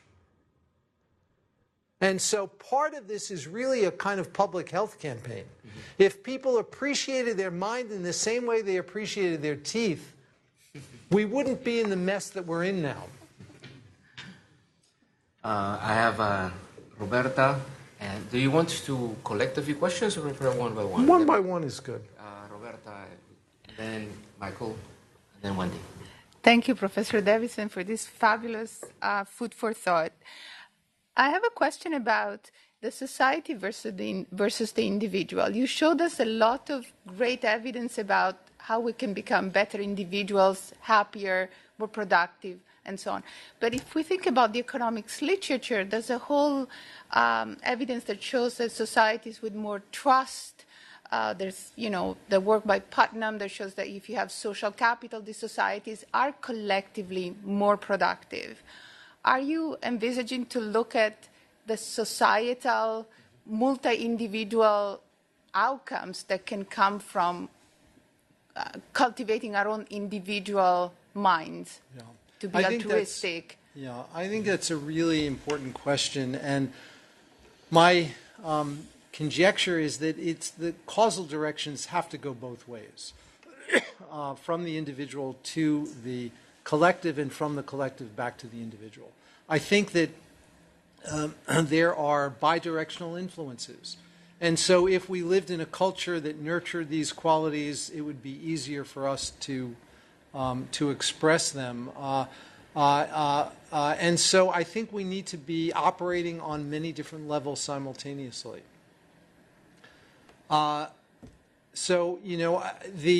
The fact is that in many ways I think that it is easier to begin with individuals because changing social institutions is often more complicated and more fraught with policy kinds of considerations. And this is really about, I think, in many ways, a kind of personal mental hygiene. But I clearly believe that it needs to operate on many different levels. Michael? So this is kind of a follow-up question. And first of all, thank you. This is really wonderful and I think very, very fruitful in terms of ways that school can change to take advantage of a lot of things we're learning. But I want to just make a comment and then ask a question. When you were talking, I was thinking about how metabolic resources and economic resources are kind of similar or analogous, and sugar and money are hard to give up, right? And so there's this a lot of mindfulness is about give up things that you may have been your initial impulse is I need as much sugar as I can, or I need all the economic resources. So my question's about, pro-social behaviors when they developed, and I'm thinking of like Sarah Bleffa Hardy and Mothers and others, the development of trust. Mm-hmm. The antisocial behaviors didn't go away. And so my question is, what have you tried or what do you think might be possible in teaching people to balance, right? To sort of understand, hey, you have a strong impulse to hoard sugar, to hoard money, to think that you need all the economic resources. And you have that for good reasons, okay, but actually now you're going to make yourself less, if you react to those either, hunger impulse or or some type of more complicated economic impulse, you're going to make yourself unhappy. Have you tried any type of sort of experiment in that way of using that type of argument for explaining this to people? Yeah, so I mean, you've raised a lot of really interesting and important issues. Let me address a few of them. In terms of the potential cost, as you put it, the metabolic cost of this, I think that one of the intuitions that we have, which is supported by some research, is that as well-being begins to be cultivated and as a person begins to, in some sense, taste the changes that occur as a consequence of cultivating well-being, that it really becomes self-sustaining, that it is reinforcing. And one of the important insights in modern neuroscience is that there are actually different neural substrates for wanting and liking. And they've often been confounded. And so a lot of what we often take as the neural circuitry that's associated with liking is actually more associated with wanting and attachment, and that can lead to suffering. But when we actually can taste the fruits of the liking circuitry, that really becomes in a more genuine way reinforcing and self-sustaining. That's one element. Another is, the difficulties that we get ourselves into when we think we don't have enough resources and things like that, in many ways relates to this extraordinary capacity with which all human beings are endowed, which is this big chunk of real estate in the front of our brains called the prefrontal cortex. The prefrontal cortex enables us to anticipate the future and to reflect on the past. And we could do this better than any other species. Clearly, that capacity confers enormous advantages, but it also gets us into trouble because we can ruminate and we can worry about what might happen if. Robert Sapolsky is a very famous neurobiologist at Stanford. He wrote a book called Why Zebras Don't Get Ulcers. The reason why zebras don't get ulcers is because they have a puny prefrontal cortex. They can't do mental time travel in the way that we can do. They can't ruminate about the past and worry about the future. That's why they don't get ulcers. And so we can learn to harness the power that is conferred by this extraordinary evolutionary development, while at the same time not getting ensnared by it. Very good. Wendy. So just to start by adding my thanks for taking the time to be with us. For many years, we've been trying to piece together kind of the psychological underpinnings of what we're doing. And we have a lot of piecing to do, I think, still. So thank you for being here and helping us. I have two questions, but I'll keep them quick, Jaime. The first question is about neuroplasticity. We've been learning over time, I think I can conclude this, that neuroplasticity changes at different stages of the life cycle. And one of the ideas we've been learning is that neuroplasticity is the greatest very young in life and not so high later in life, which leads to us from an operational point of view of really focusing on interventions early in life and not so much later in life. So that one request I have is if you can speak to the life cycle of neuroplasticity and give us your views on that. The second question is attention versus entertainment. So one of the ideas that we have is that young people, not just young people, any learners need to be entertained in the classroom. The way that things are taught in the classroom, they need to be kind of more in line with what young people or not so young people need today. It needs to be flashy, it needs to be web-based, it needs to be blah, blah, blah. That seems quite different than the educating attention that you spoke to.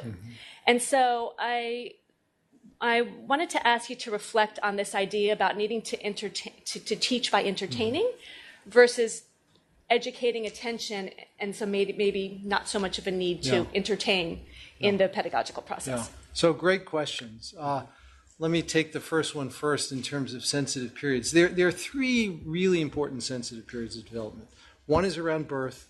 The second is around the onset of schooling, between roughly the ages of 4 and 7. And the third is adolescence. Those are three periods during which there's traumatic reorganization of the brain. And I'll say just a little bit about each. And each of those is a window of opportunity, I would say. And I think that it would be helpful to really, if possible, include all of them in whatever kinds of interventions are developed. With respect to the first one, we've gotten super interested in this, largely because this is the most sensitive period, right around birth and even prenatally. So we just published a paper, a major paper showing that a mother's well-being, her demeanor during the second trimester of pregnancy, is actually a very important predictor of neurodevelopment of their fetus in the first month of life. So what we do in these studies is we put the baby in the scanner starting at 1 month of age, and we look at brain function and structure. And it turns out that the mother's demeanor during the second trimester is a major predictor of white matter connectivity when the baby is 1 month of age. And so one of the things that we're doing now is we are using interventions to promote well-being in pregnant mothers. And we're looking at the impact, not just on the mothers, but on the babies once they're born.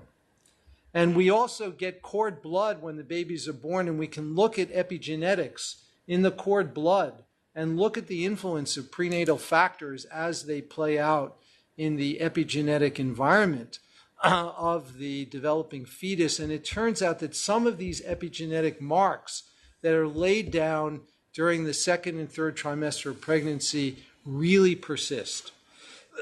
And so this is a window of opportunity.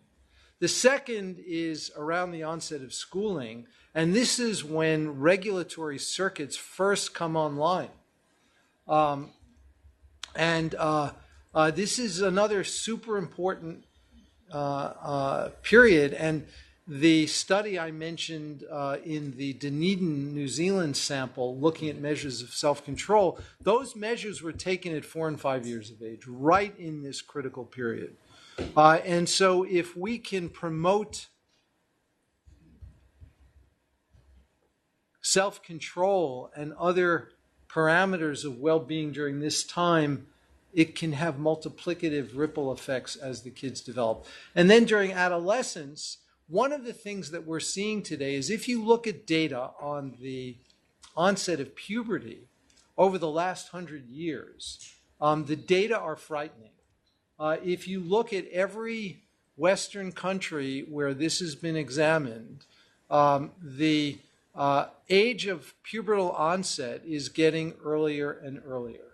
And it's kind of frightening. The reason why it's frightening is because the maturation of regulatory systems in the brain don't follow that time course. They're on a different time course. And those regulatory systems have not been maturing earlier and earlier. And so for the first time in human history, we have kids entering puberty, and they're in this pubertal stage for it could be for 10 years before the regulatory circuits in the brain begin to come online. And this is, a prescription for disaster. And so, but again, these are all plastic systems that can be enhanced through training. And so I think that this is another really important opportunity. So I think that those are the three big sensitive periods. And there's a lot that we know about them, and I think there's a lot that we can do working in those periods. And there was the other question was on attention versus entertainment. Yeah, attention versus entertainment. So, yeah, really important. So I would say entertainment is stimulus-captured attention. You can... a kid can have their attention absorbed in a video game or in some screen time And that is really bypassing and hijacking the brain's regulatory circuitries. And that kind of attention does not lead to increases in meta-awareness at all. The kind of attention training we're talking about is attention training that actually cultivates meta-awareness. And just getting a kid absorbed is not going to do the trick, as you are, your intuition is suggesting, which is true. And so there's a big difference between self-regulation of attention and stimulus-driven attention. And entertainment is really stimulus-driven attention. It's where you have the events in the environment be so compelling that they just capture attention. And that leads to a kind of absorption which in very specific contexts can be helpful, but as a generic strategy is not a good one for developing skills that promote well-being. Interesting. So let me see. We have 10 minutes. I have Amanda, Tara, here, another one there, and Rima, you want it? Okay, so let's go with Amanda. Hi, I'm Amanda. Thanks, great presentation. 2 quick questions. One on the New Zealand study, did they measure just at age 4 and 5 and age 32, or did they measure in between? And did you see, I'm thinking about the implications for us in terms of what we measure, when we measure it, and how we measure and how different skills fade in and out. And then the second question is, you mentioned the kindness curriculum and your intention to want to scale up and work in different geographies, and thinking about some of the contexts where we work, where our teachers have low capacity and themselves are under a great deal of stress and might not have the coping skills.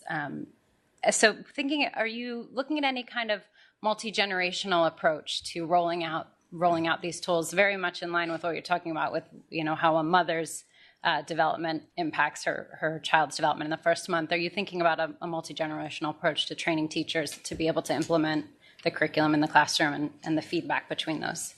Yeah, so great question. So on that latter question, absolutely. And I didn't mention, but when we did the original research with the randomized controlled trial with the kindness curriculum, we actually trained the teachers first. And they went through a training program, a 10-week training program before we brought it to the kids.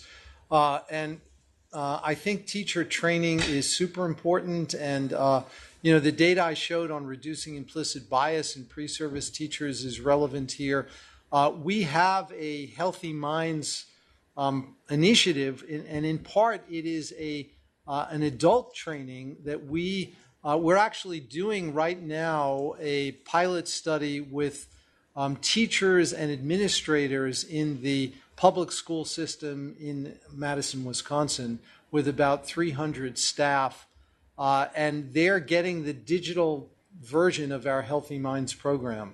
And they've loved it. It's been tremendously helpful. And it's designed to be very accommodating to the lifestyles of these people. One of the pushbacks that we get from the teaching profession is that they're so stressed that taking any time to do anything else, even if it's putatively meant to improve their well-being, actually is detrimental.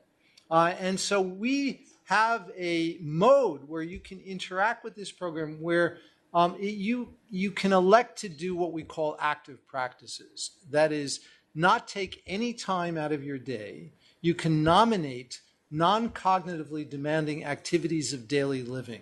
They might be commuting, might be cleaning your house, whatever it might be. We all have these non-cognitively demanding activities of daily living, and you can do really short practices that start at 3 minutes while you're engaged in this other activity. And the teachers have just loved it, and we're now measuring the impact of this.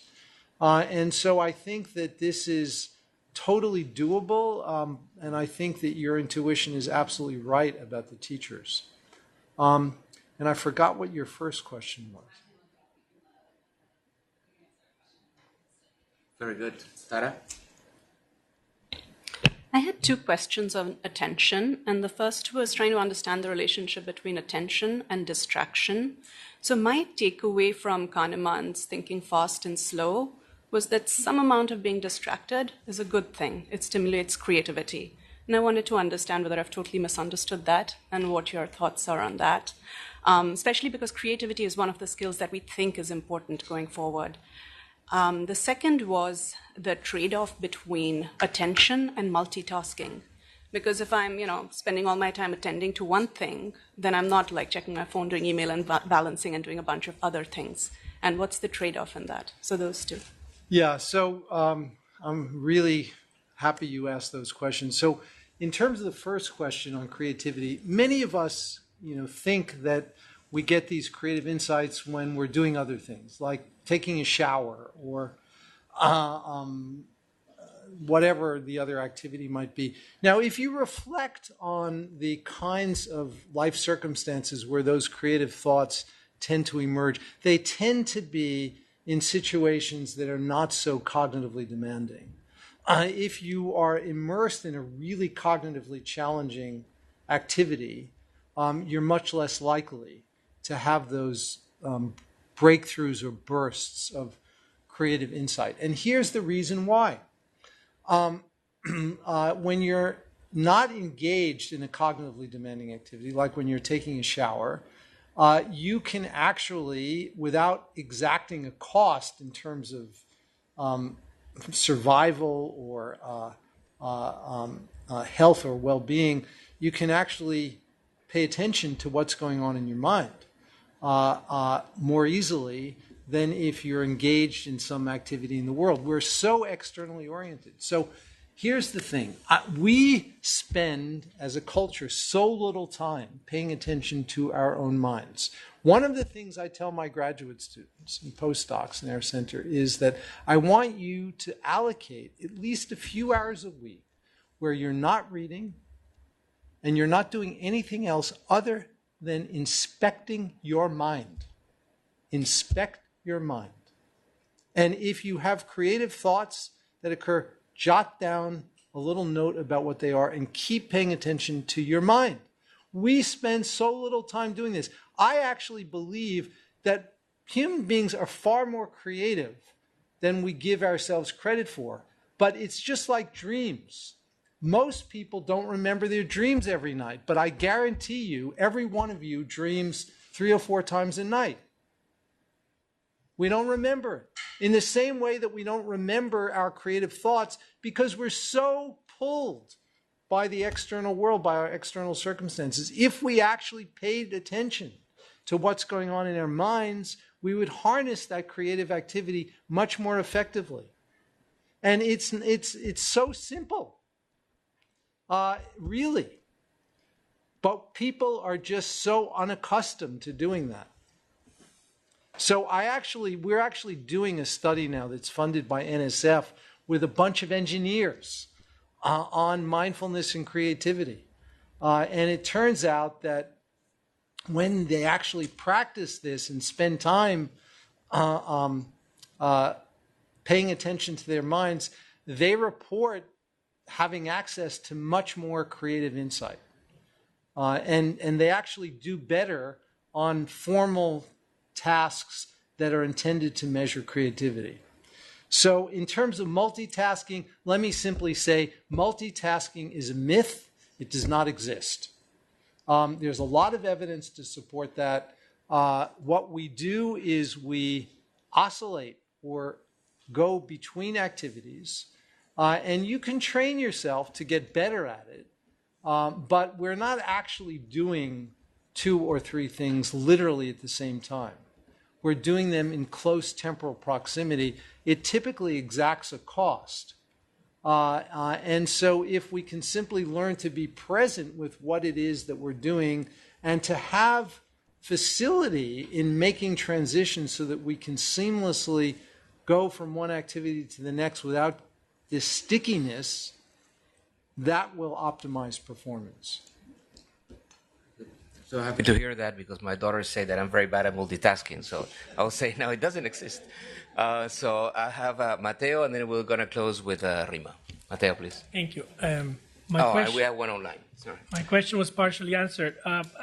Thinking of the primary school curriculum compared to preschool, I was wondering if you try to tackle that in the sense that it might be perceived that some of these activities have to be fit into a very thick curriculum already when the objectives are different, and whether you have tried to have this type of conversation in the public core curriculum. Yes. In the US and other countries where we're trying to expand preschool education, but obviously primary is where all the outreach is already there. Yeah. Thank you. Well, we've done work in elementary school in both the U.S. and in Mexico. And there's a lot of receptivity to this. And so we have done randomized controlled trials in the U.S. in primary school. Particularly, we focused in primary school on 5th grade. And the reason we focused on 5th grade is that in the U.S. it's the grade prior to going into middle school, and we thought that if we can cultivate these skills before the transition to middle school, we can help to facilitate a smoother transition. And so, of course, all these things need to be presented in an age-appropriate way for those different age groups, but we have data showing, particularly on objective behavioral measures of attention, that attention can improve with the right age-appropriate training in 5th graders. And that leads to beneficial changes in a number of other domains as well. And before going to Rima, we've chosen one of the online questions. Yeah, there were two, and I think one was precisely this, being covered. Another question is, what's the experience so far with the measurement of some of these, say, qualities in sort of at scale? Yeah, so this is a really big initiative that we're undertaking to develop rigorous, scientifically grounded, reliable, and valid measures that can be scaled both in adults as well as initially in adolescents. So we're focused on those two age groups. These are measures that we're implementing on a smartphone, and they do not require that the phone be connected at the time the measures are acquired. So the measurement suite is in an app, and you can acquire the measures, store the data locally, and then when connectivity is available, they can be uploaded to the cloud.